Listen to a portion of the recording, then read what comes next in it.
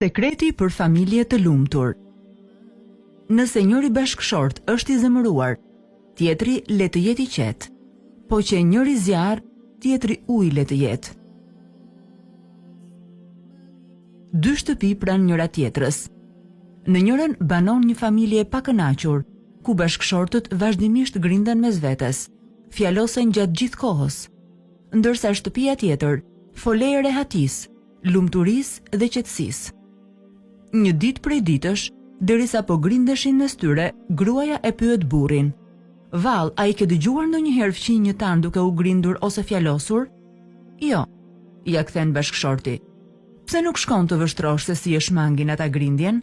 I thot gruaja burrit. Burri vendos të shkojë. Afrohet pranë dritares së fqinjve dhe vështron për pak kohë. Brenda shef fqinjët të zënë me punët dhe detyrat e veta. Gruaja e fqinjit po përgatiste drekën në kuzhinë, ndërsa burri po punonte në tavolinën e punës. Papritmas bie zilja e telefonit. Ngrihet fqinji dhe niset në drejtim të telefonit. Në rrugë sipër hyen një vazo. Ulet dhe fillon të mbledh copat e thyera. Në ndihmë i vjen dhe gruaja. Derisa po e ndihmonin njëri tjetrin, burri i thot gruas: "Po ndihem në faj."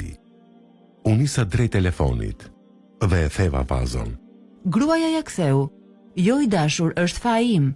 Unë e kam vendosur në vendin e gabuar, prandaj edhe u thye."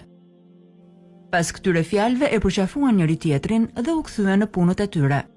Burri që po i vështronte fqinjët e dritarja, kthehet te bashkëshortja e tij. "Mësove gjë?" e pyeti ajo me padurim. "Cili është sekreti i lumturisë së fqinjve?" Përgjigjja e bashkëshortit ishte e mrekullueshme. "Ata e ndajnë fajin së bashku, ndërsa ne e fajsojmë njëri tjetrin." Ky është sekreti i lumturisë së tyre familjare. Bëhu inkurajuesi e jo kritikuesi më i madh i bashkëshortit bashkëshortes. Bëhu ai që ja fshin lotin nga syri, e jo që ai ose ajo ja shkakton lotin. Mos prit që bashkëshorti ose bashkëshortja të jenë të përsosur. Ai ose ajo është thjesht version i kësaj bote,